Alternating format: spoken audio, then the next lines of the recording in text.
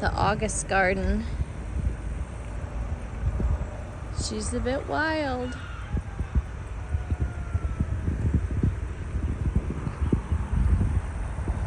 Today is August 26th, and I'm still getting a few tomatoes.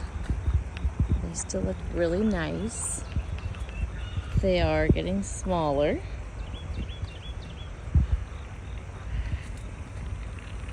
But I still have them.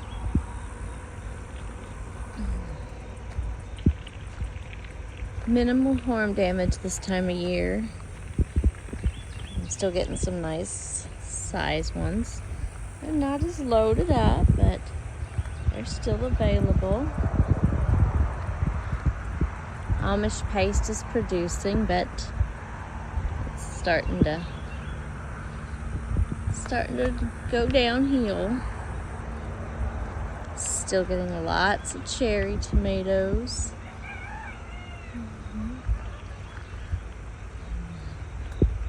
Brad's Atomic Grapes, she's still producing really good.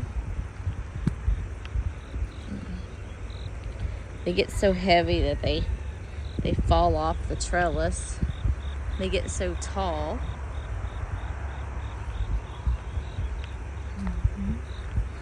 Napa Chardonnays.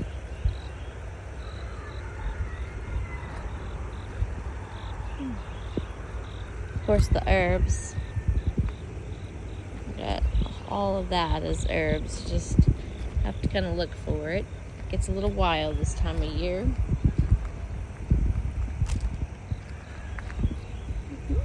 All of that. Thyme, rosemary, parsley.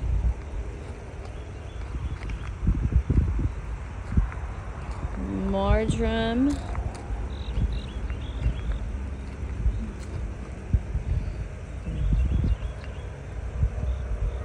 It smells so lovely.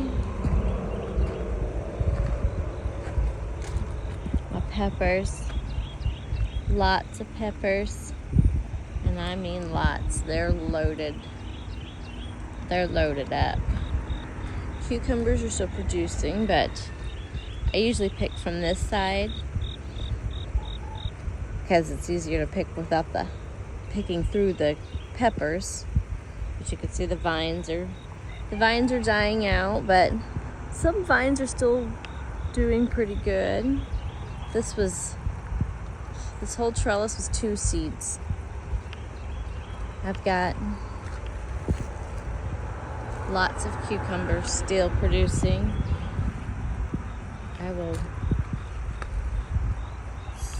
As soon as I see very few blooms, even though they're brown and crunchy, when I see very few blooms, that's when I'll pull my cucumbers. I've already planted probably about a month ago, I planted 2 more cucumber seeds on the other side of the garden. Bell peppers are just gorgeous. Or banana peppers. See, that's poblano, and these are bananas. Lots of peppers. There's so many peppers. And the ditch just got some nice bit of water in it. The ducks will be happy. I planted, me and Cruz, we planted this spring, 2024. It's a mixture of lemongrass and lemon balms, catnips, mints. The goal is for it to take over back here all the way down the ditch, so hopefully it'll be covered in mints. It doesn't grow grass very good, just grows weeds, so it would be a great place for mint to take over. Or bee balm. There's bee balm in here too. And hollyhocks. Kind of did an every other one down through here just to see who would take over. I got a bush planted in here too. See how it did? We did get a little bit of Johnson's grass or crabgrass or something that got a little wild and crazy. Planted some squash, but the squash vine borer found it. It happens. It's a strawberry patch amongst the weeds. The goal was to get the weeds out this week. I didn't make it. We got a little mint growing. Little weeds. Asparagus. There's asparagus in there too. Lots of little asparagus. Got some bell peppers. They're doing pretty good. Now these bell peppers were planted in straight soil in the ground. I've not fertilized or anything, and I just wanted to see how they do. They do okay. Not perfect, but okay. And then this wild mess is tomatillos. And then this is the mint or bed. It's an herb bed.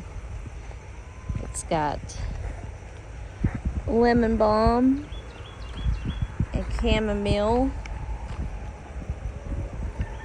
which I use for my teas. And it's got dahlias. Lots of dahlias. This was a burgundy dahlia, but it's already died down.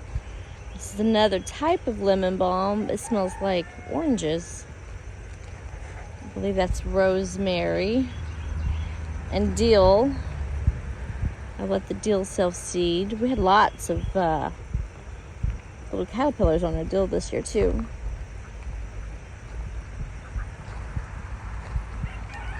And then my second, my trellis. Let me see if I can back up, get a good view. My trellis has got flowers for the hummingbirds and some squash.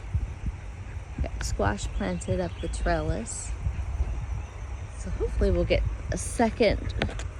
This will be the third planting of squash. I just move it around the garden. I got a volunteer tomato patch in here. It does cherry tomatoes. Pretty hummingbird feeders. Another squash plant.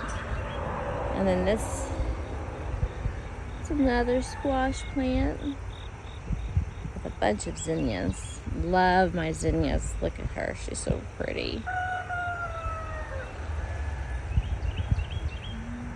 So pretty. I usually rinse that out a couple times a week and let the birds swim in it. Some sunflower seeds for the birds. I had squash in here. We pulled it out. And I've got a cucumber vine. Now it's not doing as good over here as it did on the other side. I got two of them, so we're hopeful. Well, there's seeds, so they're finding them. They're finding them.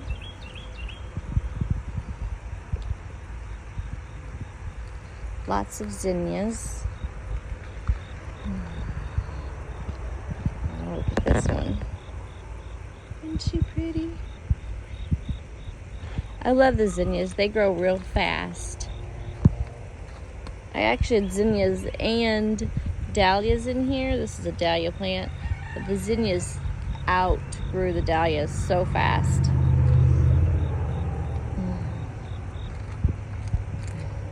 That's just pretty. Very pretty.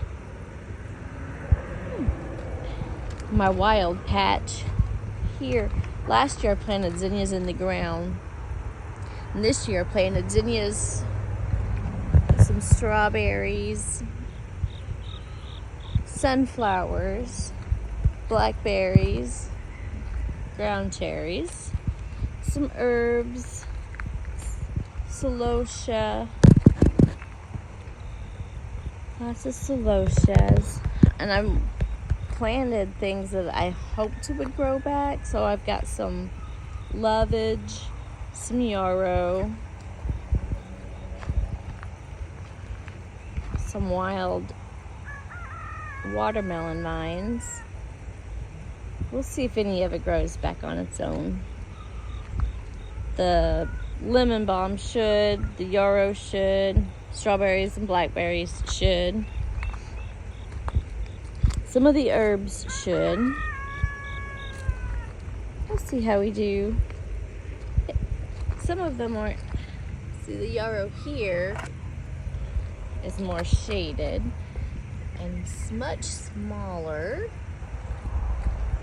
than as we get farther and farther down, it gets bigger and bigger. So I don't know if it's a difference in shade. There's more shade down here. Most of the day it's shady. Yeah. A beautiful wild garden. And the duckies. Look at those ducks.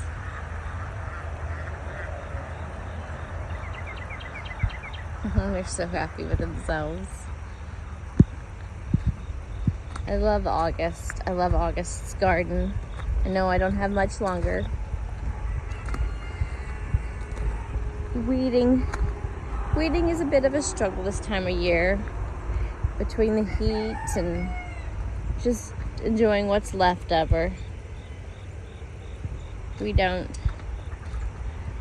pick at her too hard. We harvest and sit mostly, as you can tell. Down here this was the first year we tried to use this in-ground space.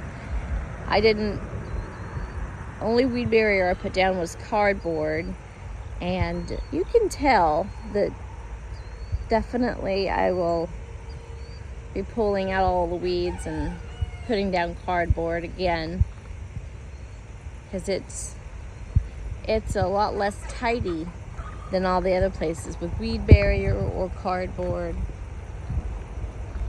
It's the only spot back there that I struggle with weeds in the garden because of the cardboard and weed barrier. My waterer, it's a simple, just a garden sprinkler, and every evening I'll move it to a new spot, and my timer is automatically, so at 5:45 every morning, wherever it's sitting, it kicks on and waters that spot for an hour. So every morning I just move it, or every evening I move it to a new spot. So every day the garden is getting watered in one particular area. And so it works, because that waterer is big enough that within 3 days I've got the whole garden watered. So on the inside, and then I'll water this little area here on one of those days. So that'd be like the 4th day. Yeah. So the water over here waters all 3 of these beds. And then I'll put the waterer on top of the trellis, and then I'll water this in-ground bed, and then I'll water both of the sides of the trellis, and then I'll put it over there in the strawberries, and then I'll water all that side over there. So yeah, I don't water the whole garden at once, because that's a lot of time and effort. So I water it, like I said, every morning for an hour. Wherever it's at is where it gets watered, and that works for us. I can turn the timer off as well if I'm going to be gone and not moving it. I can turn the timer off. Ideally, I would have a hose ran for every spot and a timer on every spot, but that's a little expensive and excessive. So, the butterflies are out. Lots of hummingbirds this spring or this summer. They don't pay too much attention to my feeders since I have so many other options. I did notice that. I haven't hardly had to fill them up this year. Okay, well, that's August.